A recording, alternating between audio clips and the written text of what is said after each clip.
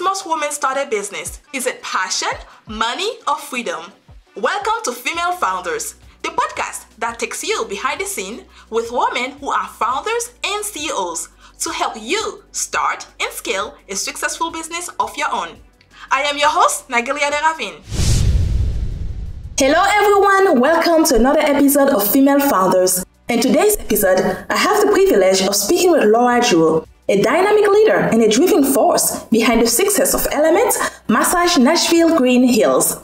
As the co-founder of the studio, Laura brings her passion for wellness and operational excellence, creating a nurturing space for individuals to experience the transformative power of massage therapy. She is also the Chief Operating Officer of Piedmont Columbus Regional Northside. Join me as I explore the seamless integration of wellness and healthcare excellence with Laura.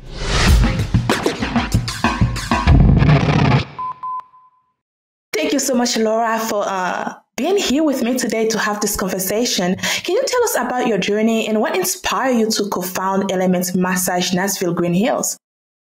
My journey is long and a little bit complicated. But first of all, thank you for having me. And I've been working in the health and wellness field for 34 years now. Ooh. Wow. And I have an undergraduate degree in industrial management and a master's degree in business administration. When I first started my career, I wanted to work as an operations manager and work for a company like Boeing. I wanted to lead projects and drive processes and just really kind of dig into the operations aspect of it.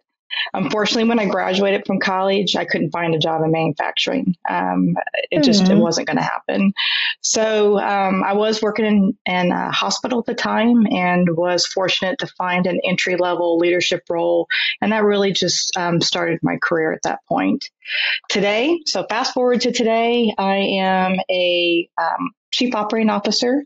I lead hospital operations and drive strategic decisions. So how does that relate to massage? So right. So as my career advanced, I started to get a little bit more interest in the health and wellness sector. I was interested in other business opportunities and also started kind of poking around the franchise world a little bit to kind of see what that was like. So I did a lot of research and a lot of soul searching and made a decision in my spare time to open up a massage studio that was affiliated with a franchise. And then I also continued to be an executive leader in healthcare at the same time. Now, my journey in the massage business was long, and it was not what I was expecting. It took us 2 years to find a location and to actually open up the business. We wanted to create an environment in the massage studio that we were known for the best quality service, the most outstanding therapist you can find. We wanted to create an environment that was peaceful, not stressful, something that would create an experience that was memorable, and people wanted to come back and have more massages. So we opened in December 2019, super excited, hired a great team, had fantastic community support. Yes, way. And in March in 2020, pandemic happened, the dreaded pandemic, and it shut us down. It shut us down for 2.5 months. Devastating, absolutely devastating. Took us to our knees. We reopened up. Our team rejoined us, so they stuck with us through the hiring and through the pandemic and rejoined us. We actually had clients that stuck it out with us through the thick and thin of the pandemic. It was the most hardest thing I've ever done in my career, both in the business sector and in the healthcare sector. There's nothing I've done in my career that prepared me for the pandemic. There was no books to read, nothing. And we had to start all over. We had to start all over just like we were opening a brand new business. We had to rebuild trust in the community that it was okay to get a massage business, because we taught everyone in the pandemic, don't touch, don't be around anyone. And so that took some time. And we did it, but it was a long haul. In 2022, I would say was the first time that we experienced without the pandemic gloom and doom. Like we're finally past that period of a phase of our business. I'm very fortunate. There were so many businesses that didn't make it through the pandemic. Yes. We were very blessed that we were one of them. And we hung on tight and were able to make it work. And just thankful for, all the support that we received. But it has, when I say it's been a very tough journey, it absolutely has been a unexpected journey. Especially when as soon as you said 2019, you opened, I'm like, oh, no, you did it. Because it's kind of like it's the beginning of the pandemic will happen. It's kind of like COVID was already out at this time. People were not that scared of it yet, but it was already out. But one thing that I really want to know is, you said that you got shut down for 2.5 months. So how did you go back into doing massage after 2.5 months? Because most people were like, personally, me, if you tell me come get a massage, no, thank you, I'm good. Well, and it was particularly interesting because when you just start a business, you have to earn your reputation. You need people to come in there and give you reviews. You had to kind of earn your keep. Yes. So we didn't have that. So we didn't have that base. And so we really crawled. What I will tell you is that we had some clients who believed in us and kind of helped carry that torch for us. It takes a good review. You do a Google review, you do a Yelp review, you pay it forward, you refer it to your friend, and just one by one, we were able to get it back together. We, in the massage industry, Groupons isn't necessarily, there's some feelings about whether or not that's a good thing to do or a bad thing to do. We ended up doing that just to kind of throw it out there for them, just to see what the tourist industry was going to do as it was slowly rebuilding and people were tired of the pandemic and they were starting to come back. So we tossed that out there just to see what would happen because we knew if we could get them in the door, we would be able to get good Google reviews. And then we were able to get people repeat business and then the cycle would start. And that really worked for us and really helped us kind of turn that corner a little bit to get people to want to come in. But, offering masks, being really requiring people to wear masks in our studios. And to this day, we offer masks and we're very sensitive to what people's feelings are about, the requirements, what they feel like they need from a safety perspective. The vaccine part of it was very political. Some people wanted them. Some people didn't want them. Some people wanted therapists with vaccines. Some people wanted therapists without vaccines. And it was information we couldn't disclose. And we didn't require vaccines. But it was delicate. It was, to kind of manage that. So now did your staff has to wear gloves and certain things you had to follow? So that's the hard part of massage. Well, it's interesting because the different states had different requirements. In California, they shut massage industry down for a year. We were fortunate ours was only 2.5 months. Our county was the strictest in our state. We didn't have to wear gloves. But for a while, masks were mandated. We changed cleaning criteria for us.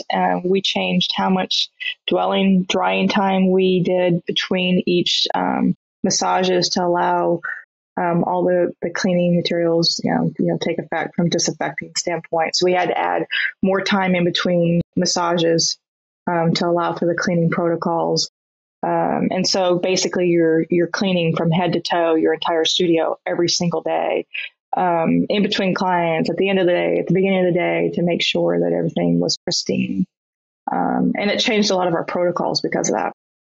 But also that also kind of revenue wise, also that will make it go down because now you're spending more money and just cleaning, but also you're seeing less client because you need more time between clients.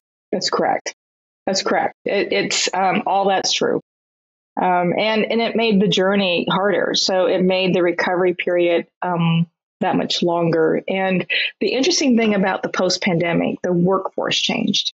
So we have massage therapists and we have front desk folks that work that check client in and books appointments. But that post-pandemic era, this new workforce era, that we're working in today is difficult. People aren't loyal. Jobs are disposable. Yes. They'll interview, then they don't want to show up for an interview, or they'll come and then they don't stay. They just walk out. And so and that's true for both sectors. So that's true in my massage industry. That's true in the healthcare industry. The relearning how to manage the workforce today is probably the most difficult thing we're dealing with right now. And I feel you on that. When you start talking about it, I think the hardest part is that they come for a week or two and then they just disappear. It's like, wait, what happened to you? Just like gone, like they never exist anymore. You don't find them anywhere. And it's sad though, because you will think that with the way the economic is, people really need a job. And when they get it, they will you're treating them nice and you appreciate them and they will stay. But for whatever reason, they just walk away. And, it's interesting because the unemployment that they offered extra to help folks out during COVID killed the small businesses because we couldn't compete with the wages. So they weren't motivated to come back to work. They were getting benefits, they were getting wages, and they didn't want to work that hard. And particularly in our studio, our front desk folks, they're tasked with the cleaning aspect of it. So they have to clean toilets and mop floors and they have to do all the detail work. And so we learned the hard way when someone starts, we start them in the back office details because once they learn that they have to clean a toilet or they have to mop a floor, they're like, I'm out, and I don't want anything to do with this. And then they just leave. And we'd rather know about it early on than to get a month invested in them and then find out that they don't want to, help us. Which is a loss for the company. It's a loss for the company because when you spend, I don't think employees realize that when an employer spends time training you, they are spending money on you because at this point, you're not bringing any revenue to the company yet. You were on trainings and some of the position actually within the company doesn't bring any revenues. It's necessary that you have that position because you have no choice because you need someone in that position, but it's not really bringing an effect income that's help the company grow in a faster way. So I just wish they were more trained in that part to understand that it also hurts companies, especially small businesses like ourselves. We get screwed in a way. Well, in the massage industry, we're selling, our product is an experience. So, we spend a lot of time training our team about how do you sell an experience. It's about relationships and it's about, you actually got to care about the person who's coming in. And that's challenging to find, a person that wants to come in who actually wants it to be a meaningful job, not just a job that they're just collecting a paycheck. So we put a lot of incentives and a lot of structure in place to want to be a business that they want to work for, not just to do a job, but they actually want to make a career out of it and they want to stay there for a while. So, we offer full benefits and we try to do everything. Without employees, we don't have a business. And your employees take care of you. They are your face. They represent you. And so we feel pretty strongly that we want to invest in them. And we knew investing in our therapists and investing in our front desk team, it may take us a little bit longer to get to go. But it was worth the investment. It's worth it. But also I think that it's got something to do when it's come to selling a smile, because pretty much you're selling your kindness, right? It's come with a passion and a caring. That's something you love, you enjoy it. Like, for example, when you talk about Fundex, that's when you're a people person. You love talking to other people. You love communicate with them. You love sharing stories with them. Because people, they're waiting. Sometimes they have to sit there and wait for a few minutes. Like, you can able to have a great conversation, feel like, be welcome, give us a few minutes, we're going to be with you in a few minutes.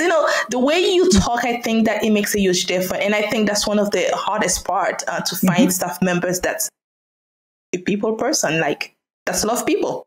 Well, my favorite part of the job is sitting in my lobby and just talking with our clients. Sharing stories, understanding what makes them tick. Are they having a sad day? Are they excited? Did they have a new grandchild or whatever that is for them? just exploring it and just having some fun and just being, just be there with them. I love it. And I like to try to model that for the staff. It's like, don't be afraid to get up and to enjoy, learn from them and enjoy what they have to offer. Because the experiences can just be very overwhelming. Exactly. And especially if you're going to be with the company for a long time, it's good to get to know the clients, because a lot of them, you're going to see them over and over again, and you will always have something to talk to them about when they get in. And they're looking forward to it as well, to talk to you about it, like how the day is going. I had my grandchildren this weekend. It was so much fun. We went to the park. They're looking forward to share all that with you. So, Go ahead. I was just going to say, and they remember the little things. They remember when you remember their birthday or what their favorite color is, or when their anniversary is coming up. We like to change the lights in a massage room for their colors, and to try to make it just a little bit special. We create moments, and you create memories, and people don't forget that. They'll come back for those experiences. Absolutely. That's why they love you. So now, how do you combine your background in healthcare administration with your passion for wellness at Element Massage? What unique perspective do you bring to the massage studio? So, it's interesting because in the healthcare sector, we're about treating, and we spend a lot of time. We like to do prevention, healthcare prevention, and we promote that. But I don't believe in America that we do a great job of, we like to fix things, but we don't necessarily always do a great job of promoting the wellness aspect of it.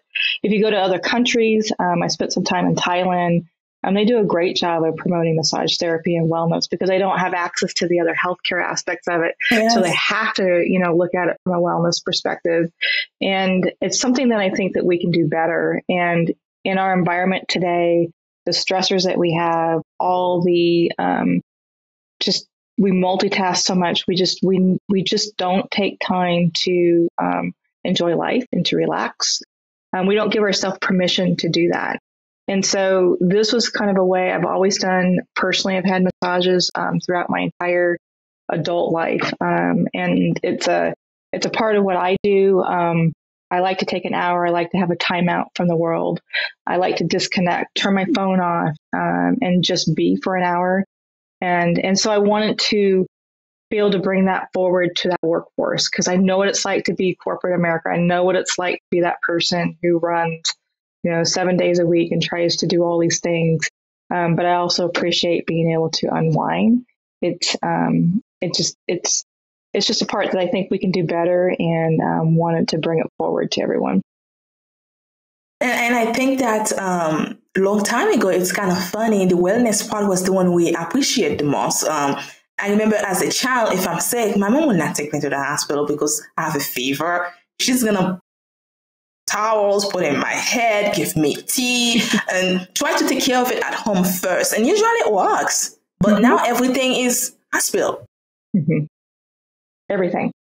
We take a pill for everything. And it's interesting that if you get enough, good night's sleep, you eat well, you drink lots of water, you can disconnect and be refreshed. A lot of times that's 3/4 of the battle of staying healthy and not getting cold and not getting ran down. Exactly. And that's a key in a world, particularly women have to, their moms or wives, they're the executive, they're the one that runs the errands and take kids everywhere. They do all these things. And if you don't take care of yourself, you're going to get ran down, and you can't take care of anyone. And that's where burnout come out. Mm-hmm. Exactly. So would you suggest massage is one of the ways to relax? Yes, absolutely. And we see a lot of clients who come in there who are there particularly just for that reason. They just want to disconnect from the world, and they just want a time just to regroup. And we'll see people come in and they're in pain, or they're sad, or they're just something's going on in their life. Their eyes are really big, and they'll go get their massage, and they come out. We call it the massage drunk. They just so relaxed and not a carefree of the world, and want to go take a nap and just curl up, and it's so much fun to watch your clients transform from this really kind of intense person when they walk in, they don't want to talk, they're just kind of, and then they come out and but you can't hardly move. And that's such a great reward because you know that they're going to come back and see you again. Absolutely. So now, as a chief operating officer in the healthcare industry, what challenges do you face in optimizing operational efficiency and while maintaining patient-centered care? So what I will tell you right now, it's the workforce. It's the workforce with the pandemic just crippled healthcare organizations. People kept leaving for travel. I got burned out, and it wasn't sustainable what was happening in healthcare. We couldn't hire people. We had to go to the travel the agencies, and being able to figure out how to retain employees so that you can continue to offer the services that you have is challenging. It was challenging during the pandemic. It continues to be challenging for us. And it continues to be a driving strategy for us as we move forward. Healthcare organizations can't afford to pay $100 an hour for a nurse. They can't afford to pay millions of dollars in the workforce sector because people are bidding against you. They want to leave. They want to go work in this travel agent, get the money, and then come back. It's just not sustainable. And so we've had to really work hard about how do we retain the employees? How do we become more attractive? But more importantly, how do we shut down that travel agency industry so that we can keep people working for us? So that's the last, I think, piece in the pandemic that we have to solve for. But healthcare is an interesting beast. What I will tell you about healthcare is it cycles, the challenges that you have, the rules that come out, the regulations that come out, the disease processes that cycle. It always cycles. The one thing that we hope that doesn't cycle is ever having a pandemic again, because it took everyone down to its knee, right? We don't ever want to do that again. But it's interesting because during the pandemic, folks didn't do well. They didn't do the preventative care items. We made people afraid of healthcare. They didn't want to come to hospitals. That was where the people who had COVID went to go die, and they didn't want to do that. And so now that we're past that episode, people are wanting now to come back in and do their elective surgeries and getting things done that they didn't have done prior. So we're busy. We're growing. The communities are growing, and it's just been fun. I think also one thing that's left out is the fact that doctors, nurses, like people like yourself that's working in the healthcare industry also suffer a lot during it. It's not, I think us as the patients, we just looked at it, it's about us. But I think we forgot about you guys because we're putting all the pressures on you guys to take care of everything instead of us trying to also be there, giving the doctors the courage, let them know, hey, we're here for you because you guys also burn out. And I think it's not just that. It's not just the patients, but also we have to look at the nurses, the one that stay there and then give the best of themselves to support the industry. We need the healthcare industry. We need it for everything. So we should take care of our doctors, just like they take care of us. And I think people forgot the other side of the story because there is another side of the story. They call it the Great Resignation for a reason. I had to make decisions that I never thought in a million years I'd ever have to make. We had to talk about how much oxygen we had.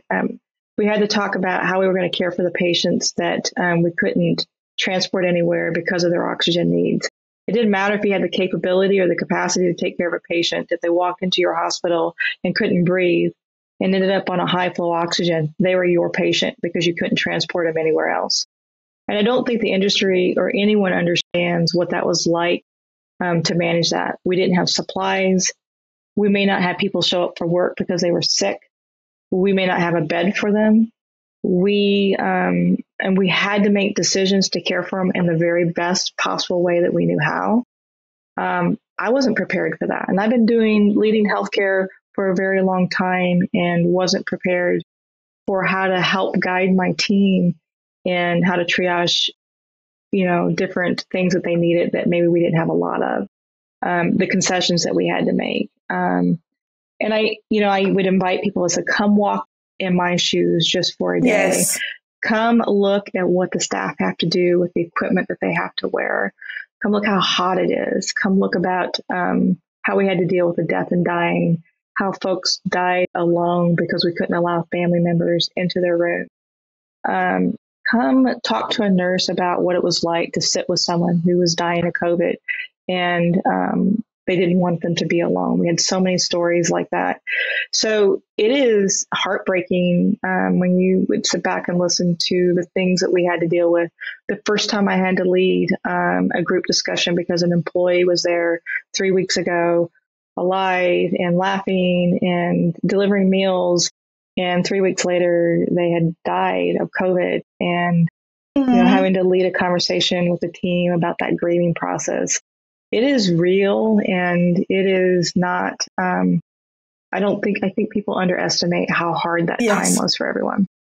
It wasn't just the patients. It was also the doctors, the nurses, like yourself, the COO. Like it was all on you guys because you have to be there. And the bad thing about it, you have to leave your family to go do all that. Mm-hmm. And, the piece that was frustrating is it got to be so political. The vaccines, ended up being such a political topic of conversation.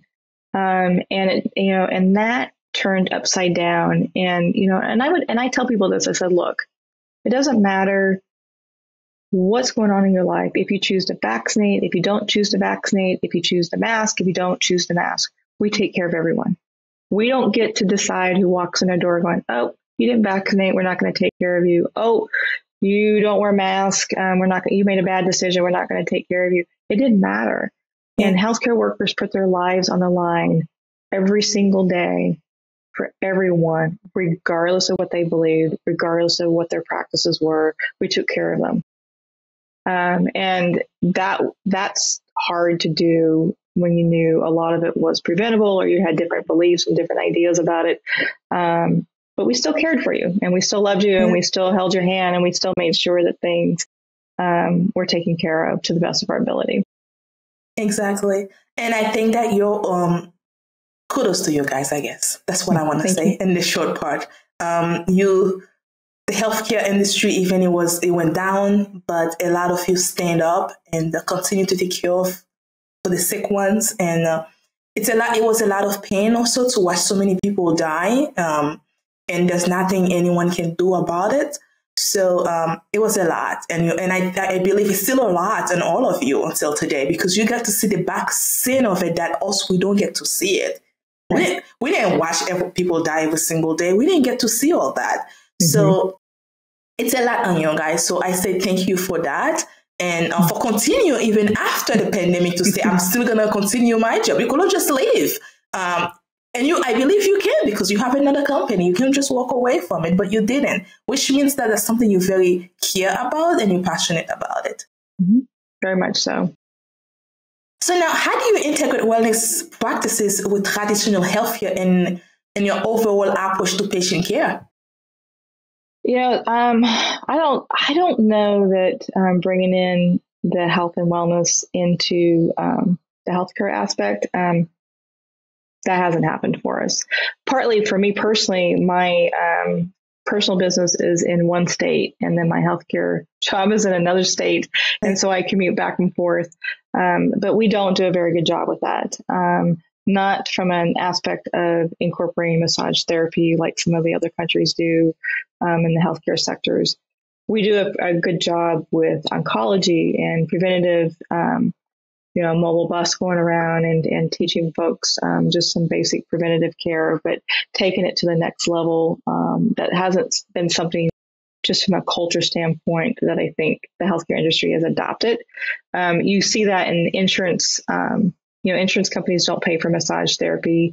Once in a while, you'll see them pay for acupuncture, or you'll see them pay for chiropractic care.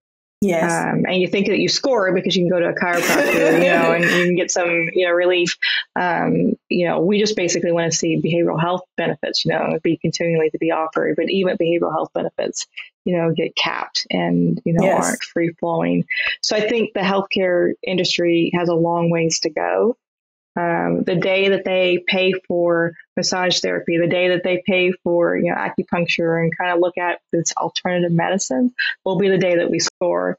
But interesting enough, Canada does pay for massage therapy. I love Canada just for that.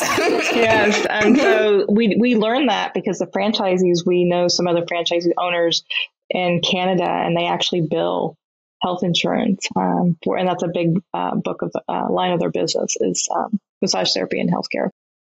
So it's very interesting. Yeah, it is. It's very different from the United States as well, how they have the healthcare, don't have to pay for it, and all that. I know there's something behind it, but it's kind of helpful for people when they're having a very big surgery and then they don't have the money to pay for it. Right. And it's, and I could talk to you for a very long time about the health industry, about insurance companies, and the tragedy of what happens in health plans is that health plans are sold with high deductibles, and so that people can afford them. And all they are is catastrophic health insurance plans. They don't pay for wellness, visits, for your annual exams. They don't pay for ER visits. They don't pay for anything other than if you had a catastrophic accident, you had a heart attack, or you had something that required significant resources. But then at a premium, your deductibles are $8,000, and most people who have those kind of plans can't afford that kind of deductible, and so it's like not having healthcare insurance at all. So there's a lot to the just the insurance plan, the racket behind the insurance planning, about how expensive it is and how much coverage you get, and people can't afford it. They can't afford it. And then they don't get health care. And then they end up in your emergency room sicker than what they need to be because they couldn't afford any of the other care. And which costs them more money, actually. Which costs them more money, which costs the taxpayers more money, because you're going to take care of them, regardless. But it's just it's turned upside down, and that is unfortunate. I don't like the way it is, but I guess we don't have much say about it to change the way it is as well. But that also brings me to another question. How do you foster a culture of excellence and collaboration with your healthcare organization? I call that leading by example. It is management by walking around. It is people look and watch my leadership team, myself, and how we hold ourselves. So if I walk around and I'm stressed, or if I stay locked in my office, that gives, the impression we don't care, or she's stressed, or must be something really big going on. I don't know what I need to be doing, but I know it's not good. And so I'm going to be stressed, and it's not going to work for me. And so it's really important that as a leader, even if I'm scared out of my mind, like during the pandemic, I have to walk into the organization with confidence and the ability to be that cheerleader, to listen, to give a hug when you need to give a hug, to be the coach when you need to coach, mentor when you need to mentor, fix problems, to remove barriers for our team so that they can be successful. And I think that if you can do that and you can demonstrate that every single day, that's how you start building that culture. Right. And we have to be consistent. So you can't do it one day and then not do it again for 6 more months. They watch everything that we do in leadership. They watch how we walk, how we talk, what we wear, what we don't wear. And this is a funny story. I have tattoos on my legs, and I'm pretty careful about what I show when I wear suits. But once in a while I'll wear a pair of pants and I'll have a tattoo that will show on the bottom part of my leg. And the staff people, their eyes get really big and they go, "Wait, don't move." And I'm like, "What?" They go, "Let me see your legs." And so I'll show it to them, and they'll look at me and they go, "You're a real person." And I go, "Well, I'd like to think I'm a real person," but it's such a great conversation because they look at me and it's like they can relate to me. I'm not the suit, and they can relate that they have a tattoo, or maybe they wanted to get a tattoo, but that's not something that they had pictured, this healthcare executive and, is wearing a suit, is walking around making these decisions, and whoopsie, they also have a tattoo and not afraid to share it and not afraid to be bold and not afraid to be able to be that person. And that's fun. And that's a fun connect to be able to have with your team. Yeah, you can connect with them, because when you just like that mean person, that's what, oh, the boss is here, everybody, we think you're doing something if you're not doing something. Mm-hmm. Yep, it's called the bobblehead. They all smile and they go, yes, yes. They won't tell you what's really going on. And when you can kind of break that wall and kind of understand what it is that they're thinking about, and they truly talk to you about what's going on, it is so much fun and it's really exciting. And particularly being a female in healthcare, just to kind of touch upon that, there's not a lot of female executives in our healthcare's leadership. So there's 6 vice presidents. I'm the only female on that team. It's a very male dominant sector. And so I take a lot of pride in working with young leaders and talking to them about what it's like to be a female in healthcare, what it's like to climb the ladder, what it's like, what obstacles do you have, and really try to mentor and encourage them and help them with career paths. Because there's not a lot of us that are out there. There's not a lot of us in the roles. And I really just find it just so much fun to be able to sit down and explore. And I'll spend hours with different leaders and talking to them about career advancements and, telling them never say no, and, working hard and just kind of exploring different options. Even if it's not something you think you're going to do, just explore it, because you never know. You never know what opportunity is going to come your way. Do you think so it's been a lot of fun. Do you think that's something that will change in the years to come? You will see more women into executive roles when it comes to the healthcare industry?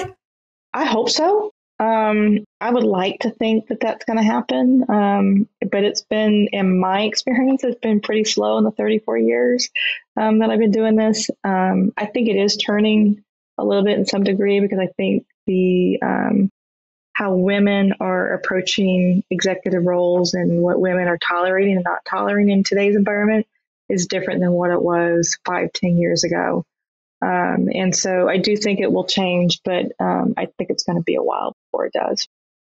And what can we do, us as women, like for example, you in an executive role in the healthcare industry, what can we do to actually bring more women into that space? Mentor. I talk a lot about it. Do some outreaches, encouraging young women to go into the administrative roles. I like having folks come in from a college and do rotations with us from an administrative standpoint. I like working with physician residents who have a desire to maybe want to go into an administrative role. I like being part of their rotation and actually talking to them about the administrative side of things. I actually want them to come in and follow me around and actually spend some days so that they can experience what it's like being in an administrative role, because it's really fascinating.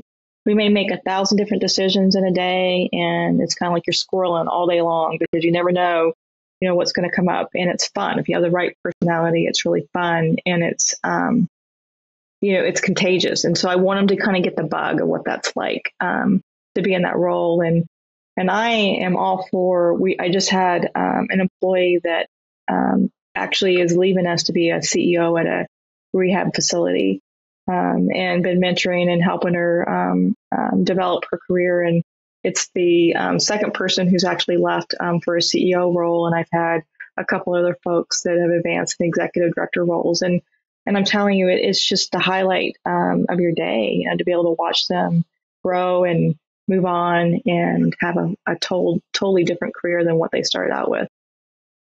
But also kind of sad to be losing someone good in your team. It is. It's sad, but it is, but it's not. It is so rewarding just to watch them just grow and to be able to help be part of that. It's my way of paying it forward. I had someone do that to me when I was in high school who paid attention, and without her, I would have never gone to college. I would have never graduated from high school. And it's just one of those things where I think that we pay it forward and we help people develop their careers, even when they don't know what it is that they want to be, and allowing them to have fears and anxieties, and allowing them to make mistakes and to learn from those mistakes. It is the gift that I want to pay forward, because I had was fortunate to have someone do that for me. It's passing on what someone else. You cannot do it for that person, but you can do it for someone else. That's right. That's correct. So now, what advice do you have for individuals who are considering a career in healthcare administration or the wellness industry? So, my advice to everyone is just, particularly from a female perspective, is not to be afraid to change the status quo. Not to be afraid to go into an industry that may be male dominant. Not to be discouraged or let anyone tell you what you can't do. I encourage, particularly from a female perspective, be bold, say what's on your mind. Don't sit back and just let folks tell you how things are. If you have something to contribute to the conversation, speak up, because it takes each of us to want to make changes. It's like the wellness. It takes someone who wants to lead it, who wants to not be afraid to take a chance. And that's not always comfortable. It's not always comfortable to be the bold leader, to come forward. And that's the biggest advice I can give anyone is, if you can do those things, not be afraid to say no, go do some rounding, go spend some time with folks, you will be wildly successful in your career. Absolutely. So how can someone reach out to your wellness company for a massage, for anything else?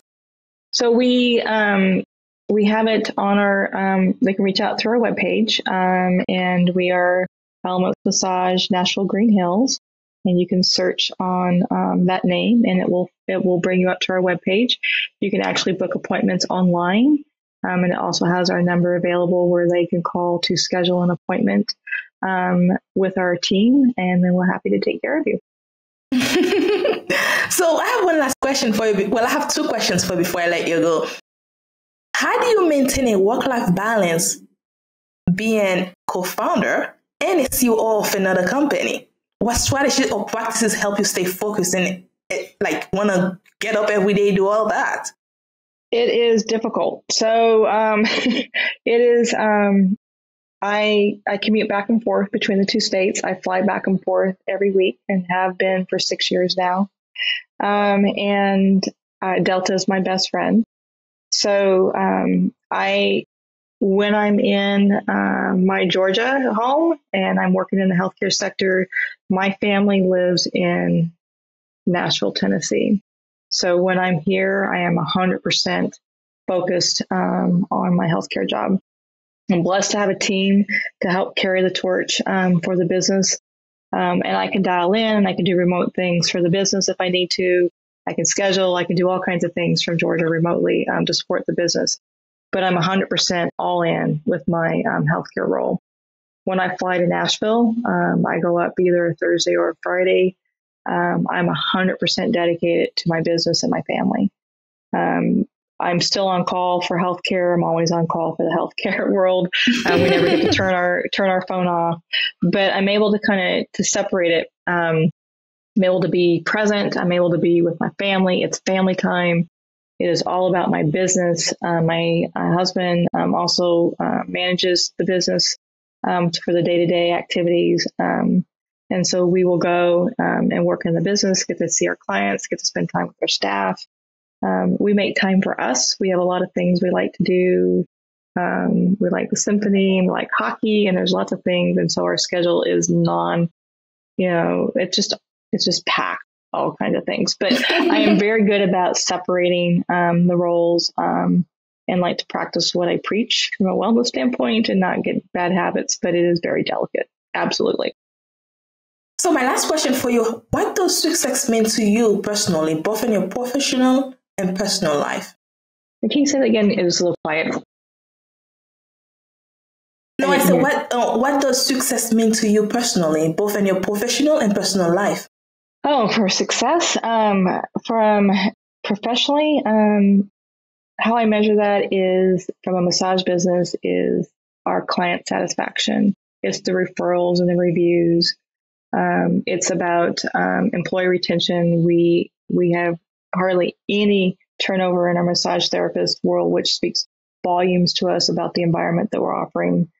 It's about our reputation. To me, that's what defines our success when people want to come back and have that repeat business.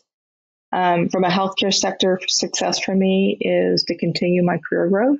Someday, I like to be the CEO and to be able to kind of step into a next chapter in my healthcare career and have explored it on and off throughout the years. And when the timing's right, there'll be an opportunity for me to take the next step into the CEO role from a healthcare perspective. Personally, what I will tell you, success for me is to be able to maintain that life-work balance. My family is very important to me, but obviously you can tell that I like to work. I'm very passionate about my work, and I've always been very challenged with that. And so success for me is being able to still carve out time for my family, carve out time for me, be able to take time to take care of my wellness. And if I can do that and balance that, that is success for me. That's the first time someone reply and add themselves into it. And it is something that we should be doing. As women, usually we never say, I'm going to put time out for myself. We always forget ourselves in the picture. And it's great to hear it because I wanted our listeners to hear that, especially women. We need to make time for ourselves as well. I truly believe in that. And I will take time out vacations, literally time out vacations where I go. My husband doesn't join me. I'll go and do trips where there's no internet, there's no power, there's no water. I'll go kayaking. I'll join groups like the National Geographic, and I take a week. And I tell everyone, I love you all dearly, but I'm not doing it anymore. And I want to go, and I don't want to talk to anybody, and I just want to be and enjoy the environment and just refresh. That's how I refresh. I love it. Thank you so much, Laura, for giving me the chance to talk to you and the vibe and the to see that there's women out there that's pushing forward for other women, because when you stand for all of us. You're not standing just for yourself. It's every single one of us, because we look up to you to say, hey, she's doing it, which means we can too. So I thank you for that. Thank you for having me. It's been a pleasure. Thank you for listening to Female Founders Podcast.